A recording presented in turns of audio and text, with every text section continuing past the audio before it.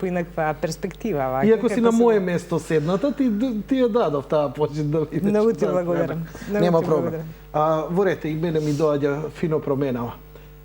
Овие денови народот е доста, гледачите се доста отворени за она што е Македонија, за она што сме и кои сме.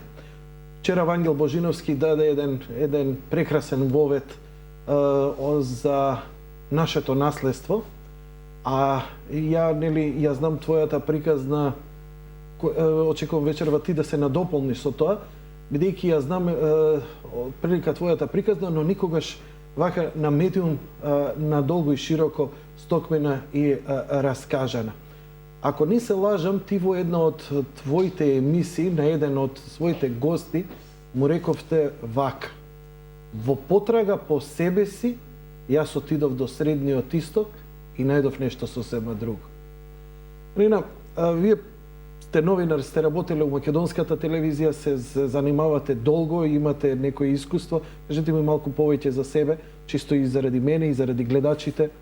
Од кога се занимавате со оваа работа? Се ќе ти кажам, ако ми се обраќаш на ти во продолжение на емисија. Добро, договорено. Затоа што те замолувам тоа да биде така, бидејќи вечерва навистина јас се чувствувам многу пријатно. Јас сум во мојата куќа, ти си во твојата куќа, тука сме си своји на своето, јас и ти. Се согласувам, Марина. Да. И од кога сум во професијава? Јас сум дипломиран педагог вака по некаква стручна подготовка во животот. Сум се подготвувала да бидам педагог и да работам со деца и така. Меѓутоа тоа го практикувам со син ми дома. Имам таква можност сега. Педагогијата, значи практично да вака практикувам секојдневно. А некако само што дипломирав, веднаш после всушност, имам само 2 месеци работен стаж како педагог во едно училиште и после тоа се отвори А1 телевизија и јас започнав практично еден ангажман таму, како новинарски ангажман, и од тогаш наваму се занимавам само со новинарство, водителство. Автор сум на многу емисии во разни телевизии, знаеш, долго сме телевизии во нашава држава, посебно од 91-92 наваму, имавме можност да се пројавуваме онаму каде што мислиме дека е најзгодно во моментот. Во Скајнет од летово наваму, меѓу другото и заради една огромна причина што е многу битна. Вечерва, бидејќи мислам дека Скајнет е навистина една телевизија со најмакедонски предзнак од сите овие наши медиуми во просторов. Така да поредот на нештата сосема природно Македонијум местото му беше на Скајнет и многу ми е драго што еве со Ристо и со нашиот продуцент заеднички ја воспоставивме таа соработка. И се емитува низ цела Македонија. Успеавме и таа ја поставивме, освен Куманово и Струмица, значи емитуваме во Тетово, во Гостивар. Не го знаеш? Македонијум не знам дали. Македонијум иде. О, да. Не си знаел. На последниот состанок не ми кажа Ристо, вакви работи мораш да ми кажеш. Добро, да не те фати треба, младак си за тоа. О, да. Значи, како и да е, јас некако се најдов себе си тука. Сега, во цел тој ангажман новинарски требаше еден период, нели, кога сите си се бараме себе си, зашто сме вака најнадарени и што излегува од нас. И во еден момент од животот, кога јас правев едни ноќни програми на македонската телевизија, ова го зборував деновиве и затоа вака ќе го имплицитно ќе го раскажам овде кај тебе во емисијава. Значи, вртам јас вака весник и читам на една 26 страна во левиот ќош една информација која говори: вика, Шпанскиот институт, не знам кој испитува ДНК на македонци и сите во регионот, нели, ги споредува со ДНК-то на Филип II. Ако се сеќам, тоа е пред едно 6-7 години беше нешто, така? И резултатите на тој шпански институт се дека ние сме овде, во оваа Македонија, тие што имаат идентична ДНК со таа на Филип II.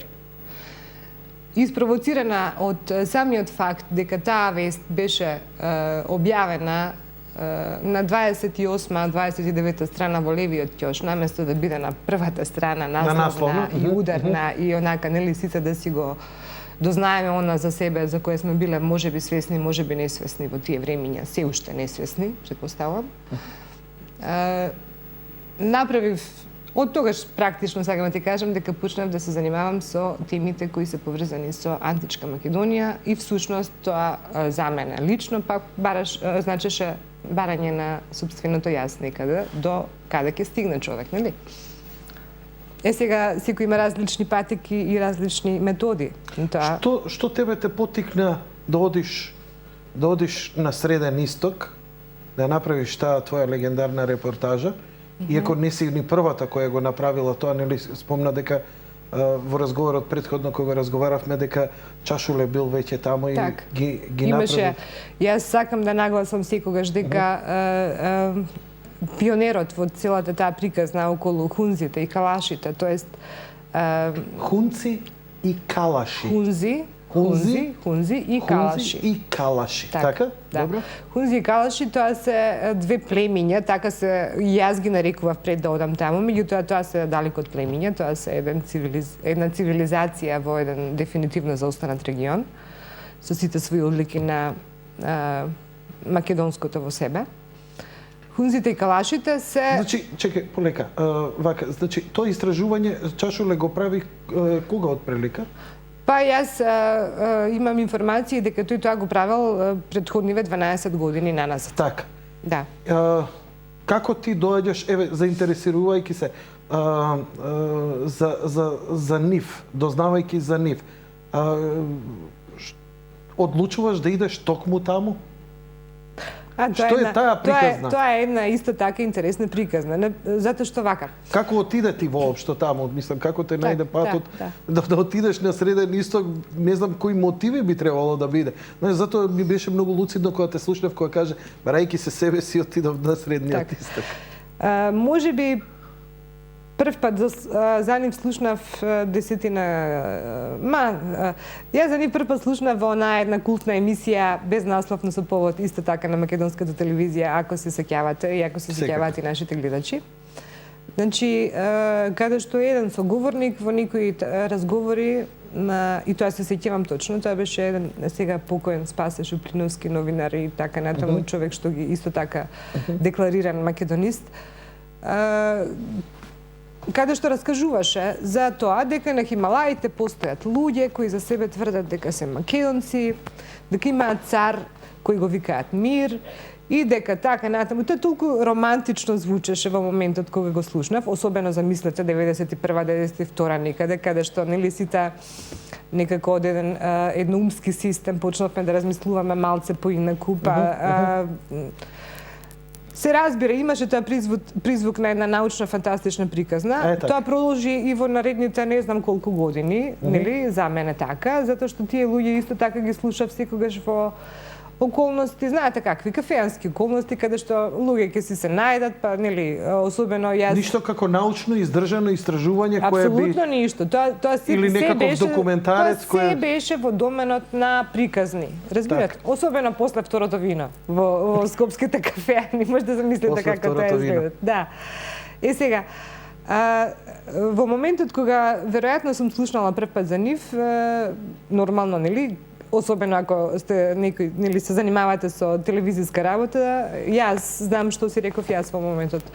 Да Господ еднаш да отидам таму и да ги најдам тие луѓе и да ги снимам и да направам филмче и после тоа може да дам во пензија. Значи, јас сум ја исполнила не само својата желба професионална или својата цел професионална, туку и некаква собствена мисија македонска, ако нели сте македонец и македонка и се чувствувате како таков од глава до петици. Која година тргнувате таму? Јас бев таму 2005 во август. Сега ќе ви раскажам многу накратко како се случи сето тоа. Не мора накратко, слободно. Бидејќи сето тоа остануваше се уште во доменот на научна фантастика. Сега ти почнеш да и да, тоа е грешка, секогаш ја правам истата грешка. Се до оној момент кога гостин во Македониум беше господин Владо Ралев. Каде го правеше тогаш Македониум? која телевизија? На Канал 5, ми се На Канал чини. 5, На така. Канал 5 одеше, да. И исто вака како тебе, јас исто не сакам многу да разговарам пред емисијата и во емисијата ние нешто разговараме со господин Владо Ралев и тој ми кажува дека практично јас знаев за него негови информации дека тој во Пакистан живеел долги години, дека имал таму фабрики за преработка на памук, за текстилни фабрики, така наречени и така натаму. И бидејќи овие луѓе и Хималаите се близко до Пакистан и така, и јас ми падна на памет да го прашам дали вие сте чуле за хунзите или тие луѓе што се декларираат дека се наследници на Александар Македонски, фалангата, нели, македонци. И тој ми вика, па да, јас знам, сум бил кај нив. Јас сум во сред емисија вака, сте биле кај, вие знаете каде е тој да. И тој ми вети, нели, во таа емисија дека ќе направи напор да организира, да отидеме организирано вака и да ги снимиме и да направиме нешто посериозно со нив. И бидејќи тој еден во наредната прилика веќе, наследното негово доаѓање во Македонија, инаку тој не живее во Македонија, живее во Швајцарија и секаде по светов, тој е еден светски патник, да. Во наредното доаѓање тој мене ми се јави и ми рече дека организирал се што треба за Пакистан и дека мене ми е потребна само виза, а тој ми рече следново, јас ќе те земам од Скопје, од аеродром и ќе те вратам во еден комат. Во една паџа, толку ти гарантирам. Бидејќи Пакистан е навистина едно трусно подрачје за патување, особено за жена. После ми беше јасно што сакаше да каже се тоа. Мене не ми е уште, но ќе ми кажеш. Ќе ти раскажем, да. Значи јас извадив и тоа еве сега во оваа прилика треба да се заблагодарам можеби на некои луѓе што во тој момент многу ми ускочија, да речам, нели? Инаку виза за Пакистан треба да извадите во Анкара. Па сега замислете, ние со нашите буџети новинарски треба патуваш до Анкара па да вадиш и тоа. Можам да Меѓутоа замислам. само што се јавив некому во нашата амбасада во Анкара тогаш, еден дечко кој во моментов не можам да му се сетам на името, меѓутоа се согласи да му испратам по ДХЛ пасош, па он да отиде во пакистанската амбасада, па таму да ми извади виза, па да ми прати исто по ДХЛ назад пасошот. Кога ми го врати назад пасошот, на мојата виза пакистанска пишуваше not valid for restricted and prohibited areas. Значи не важи за тие некакви забранети подрачја. А така има такви забранети подрачја. Такви се сите, ако тргнете од Исламабад нагоре, доки нашите, што велам јас, доки хунзите. Значи, свесни сте во истиот момент дека тргнувате во нешто сосема неизвестно. И особено, ова многу ретко сум го или не сум го спомнала јавно, ми се чини. На некои мои пријатели сум го спомнала. Значи, јас се подготвувам за тоа патување, нели, да исполнам мојата животна мисија, македонска. И едно-два дена пред да тргнам со визата, нели, кај што пишува не важи за тие такви подрачја. А се спаѓа овие подрачја кај што сакаше ти да идеш во тие restricted? Апсолутно. Тоа се restricted areas. Тоа се токму тие подрачја кај што државата Пакистан не ти гарантира никаква заштита. Заштита и безбедност. Да, они ти даваат виза, меѓутоа Исламабад, Карачи, така некои градчиња, мислам градови каде што странци може да функционираат. Така, другото е опасно. Горе-доле, да. Другото е натаму никој не ви гарантира никаква заштита.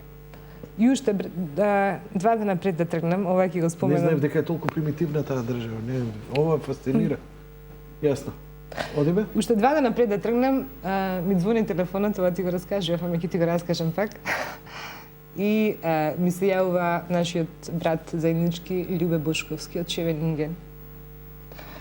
И ми вика, сестричке, што правиш, како си? Ја викам, леле, еве се спремам да одам во Пакистан, кај нашите да ги најдам таму од Александар Македонски и од фалангата што останали и така. И јас борам цела вака и он ќути. И јас викам да не му се исклучи тоа автоматот, нели, од кај што збори. Ало, братче, таму си, ало, брат. И он вика, сестричке, знаеш дека од овие од таму имаше еден од таму. Од овие од ваму имаше еден од таму. И јас додека укопчев дека он збори за раштански лозија.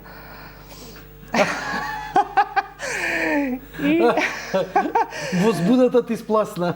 И викам, слушај, ја те кажам. И сега тебе ти текне колку двојна опасност викам, те викам, чека. слушај, викам, вака, ако ме видиш на Ал Джазира. на Ал Джазира, прво тебе ќе те поздравам, зашто си ти крив. И во моментот низ главата, нели, ти се мотаат разни приказни, дека можно е тој телефонски разговор да се прислушкува, што е многу Па веројатно. освета, па 300 чуда. И си викам сега цела Ал-Каеда знае дека другарка му не љубе оди у Пакистан. Мислам, да, и не можам да кажам дека не ме фати малце параноја, не за себе, оставам дома дете мало и така, нели си размислуваш така во тие моменти. Меѓутоа, како да ти кажам, тоа беше така една ситуација која јас ја чекав цел живот, да си викаш со Господ напред што ќе биде. Што сака нека биде. Така, Да. те разбирам. Да. И сега би сакала да те замолам да пуштиме еден инсерт, како тоа... Ќе го коментираме или тоа е Не, веќе ова со е аудиозапис? тонски, ова е тонски, Значи, аудиотонски. Ова е веќе запис од Значи, што? јас одам во Карачи. Практично, Владо Ралев доаѓа од Швајцарија, Така. ме собира од тука, од Добро. аеродромот, со еден план дека ние од овде нема да носиме ни екипи, ни камери, ни ништо, туку дека сето тоа ќе го изнајмиме од таму. Затоа што во моментот и јас свесна бев кога стигнав таму зашто Владо го организирал тоа така. Ние дури со пакистанска екипа не смеевме да извадиме камерата додека патувавме по тие муџахедински предели. Ме разбирате што сакам да ви кажам. Јас Ве разбираме веднаш- што сакате да ми кажете. Да, веднаш што слетавме во Карачи, купив шалвари, тие шалваркани, тоа се Шалови, вика, се тоа тие, за да не многу Последна пакистанска мода, да да. не штрчам многу, нели таму, Да, зашто јасно таму ми. многу туристи не обичаат, како што знаеш, да. Во еден ваков фустан не би преживеала ни 5 минути. Тешко. Од Карачи подалеку немаше да стигнам, само што ќе слетав, Така. нешто ќе се И случиш. ова е веќе стигнати сте во пределот, ова што снимкава што ќе видиме. Значи, ова е сега вака, на кратко да ти кажам. Стигаме Скопје, Истанбул, Истанбул, Карачи, Карачи, Исламабад. Во Исламабад ги наоѓаме претходно организирани, се разбира, благодарение на Владо Ралев, од пакистанската телевизија, прекрасни колеги, сниматели, организатори. Чекаме 2 дена, уште едно авионче најблиску до нашиве, да речам јас, меѓутоа не полетува, бидејќи тоа се такви аеродромчиња со навигации, и ако падне малце магла од Хималаји, авионот не полетува. И дури ни викаат, и да полетате, не се знае кога ќе може да се вратите назад, исто така, од истите причини. И ние одлучуваме да земеме, Кој период да од изнајмеме джип. годината е тоа? Август. Август месец. Бидејќи таму можете да одите само во летните месеци. После септември тоа е сосема непристапно. Изнемувате джип? Изнајмуваме джип, го ставаме внатре снимателот со цела опрема, организаторот, шоферот и тргнуваме. И сега Да видиме. Ова е тоа што, да, Колку е ова, после колку трае Исламабад. овој прилог? Ова е најдолгиот од тие 2-3 Така? парчиња што ги одбравме, 3 парчиња практично, и трае 10 минути. 10 минути. Да, меѓутоа е многу важен и битен. Океј, одиме режија да го видиме, па се враќаме назад во студиото.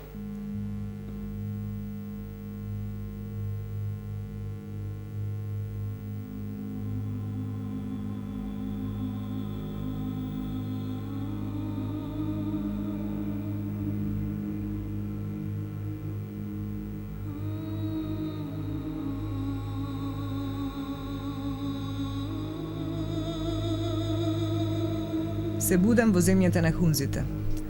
Слики, форми и бои за кои сум мислела дека може да бидат плод само на уметничка имагинација. Состојба на духот која отпосле ја дефинирав како церебрална екстаза. Уникатноста на таа емоција на ова место може да биде доблест само на оние што ја спознале длабоко македонската димензија во себе, па имаат личен критериум за убавина, генерацијски пренесуван, ако си пород Македон. Тогаш тоа е вонвременска македонска убавина. Земјата на хунзите, последната хималајска оаза која не им дозволува на колосите да се допрат, всушност е последната точка на исток по стариот пат на свилата, крајната источна граница на древното Македонско царство или крајот на светот, онаков каков што го разбирал Александар. Овие луѓе велат дека се негови потомци. Познато е дека Александар, низ своите освојувања, на сите стратешки места оставал 4 војници, командант и благајник, задолжително македонци. Постратешко место од ова – здравје.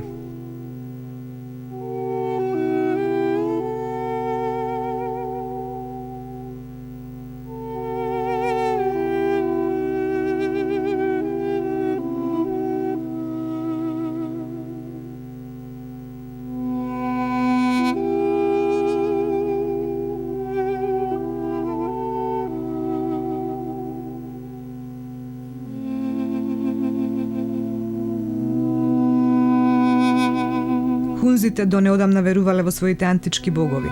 Исламот го прифатиле само пред 50 на години. Следбеници се на Ага Кан, најлибералната струја во муслиманскиот свет, карактеристична пред се поеднаквоста на мажот и жената. 95% од хунзите се писмени, повеќето од нив зборуваат англиски, во обкружување на народи со огромен процент на неписменост. Заради тоа и заради некои други нешта кои може да бидат резултат само на некаква длабока генетска порака, хунзите не само што не се племе, како што обично ги нарекуваат, туку се релативно модерна цивилизација во дефинитивно заостанат регион.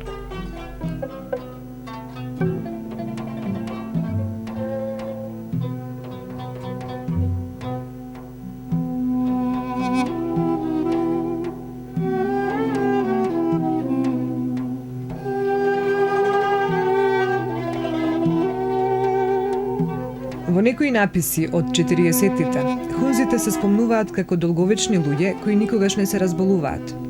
Тие својата виталност ја должат на фактот што научиле да живеат со природата и да се вклопат во неа. Сами во својот микрокосмос, во симбиоза со Хималаите.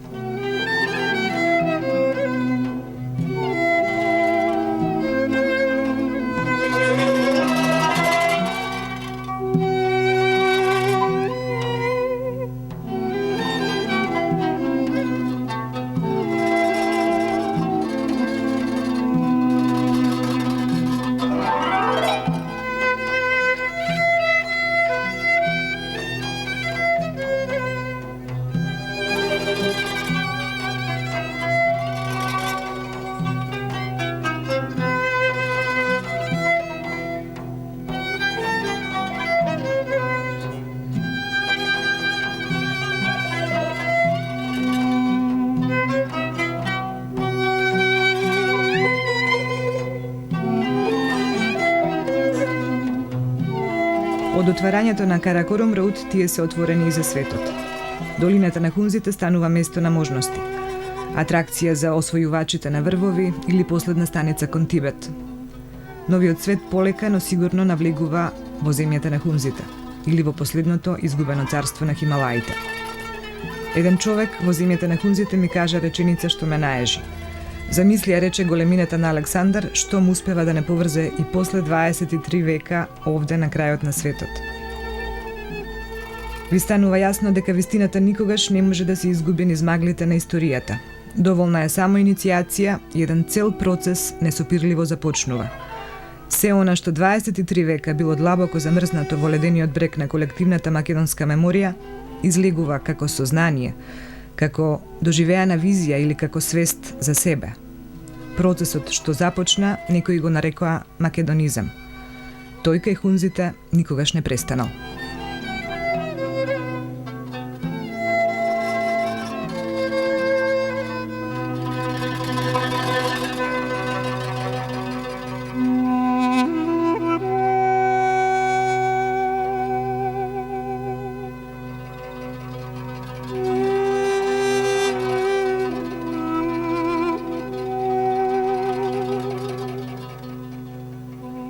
Прошетката низ Каремабад, или Балтит, како што се викаше до неодамна главниот град на хунзите, наликува на прошетка по мијачките места, или можеби на калдрмите низ Крушево, или Вевчани.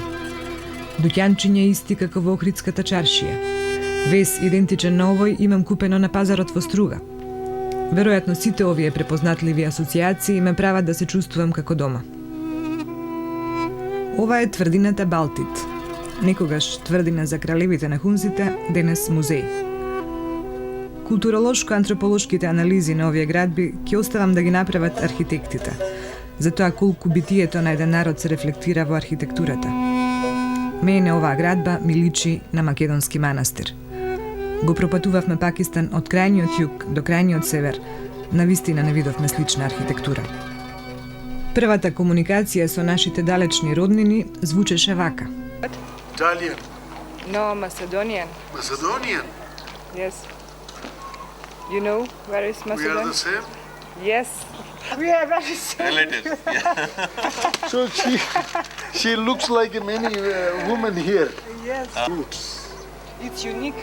It's very unique. How do you say this? This shaka. Yeah.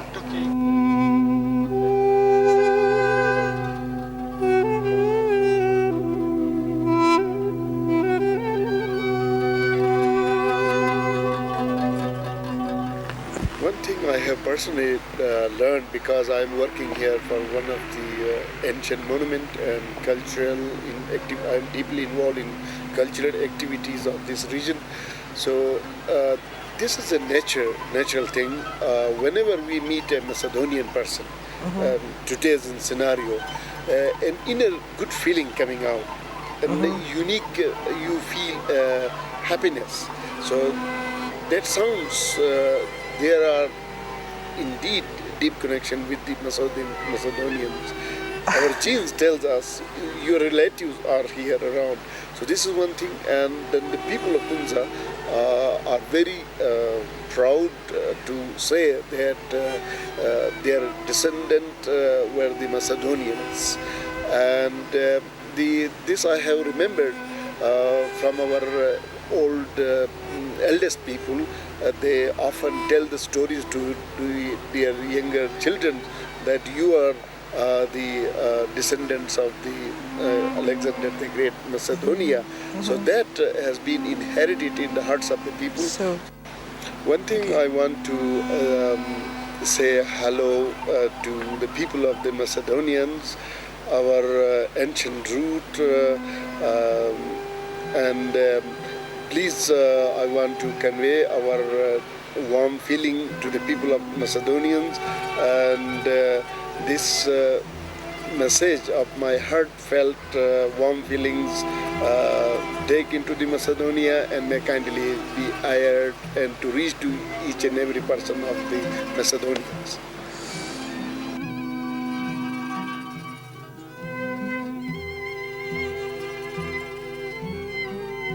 Well, actually, although historically the people of Hunza received a lot of inputs from different cultures, from different people, yes. but at the same time, we believe that, still we have been able to maintain our own unique identity. We have a lot of pride in this, our language, Brushaski, Yes. and therefore we would go miles and miles to Yes. preserve and maintain our historic heritage. Yes. Македонскиот лингвист доктор Илија Чашуле, професор на Универзитетот Меквори во Сиднеј, после 12 годишни научни истражувања и престој кај хунзите, има црсти докази за тесна врска помеѓу бурушаскиот и старомакедонскиот, тоест бригискиот. Некои бригиски зборови се и до ден денес зачувани во современиот македонски јазик. Тоа се зборовите бара, вади, врне, турне, гази, брка, се вика и така натаму и така натаму. Бурушаскиот звучи вака. Sil minua, shapik shiba, chai minua, bayu miba, be shakar miba chai. Ite jar aso ke bayu miba, shakar miba, kisida ite gorecha. Amulum dokawa, mathanum dokawa, silum dokawa, ite jar aso. Menaba un jar aso. Ite tum da unar gor jagabar jaicham jar aso ko thoran. Amula nichamu. Mathan bilaha, jeepulu nicha, be piadal nicha, amula nicha, ite jar aso. Yeah, in fact, I met our good friend Ilya, but for a brief time. However, I also read his draft paper, Yes. which he researched, trying to establishing a link, historical link between the language of Macedonia and the Brushaski. Yeah. We have been, a lot of people are telling us, particularly, the Britishers who did a lot of research here, Yes. they are saying that, look, I mean, this is a language which is very isolated, which has Nobody no in the roots, world you know, speaks. Yes. and which has no roots. That really worries me. If I don't have a roots, what am I going to do? Yes, I yes, need yes. a roots in order to Yes. prove my identity. So I think because of age, we have been, listening from our, parents and grandparents, that this area was first populated by the soldiers of the Alexander the Great, who for various reasons, left behind, and then, later on they settled over here, and that he or maybe, or other people after him, or those who are interested in this, area, may able to establish a fact that, yeah, I mean, the Prushevsky, this came from Macedonia.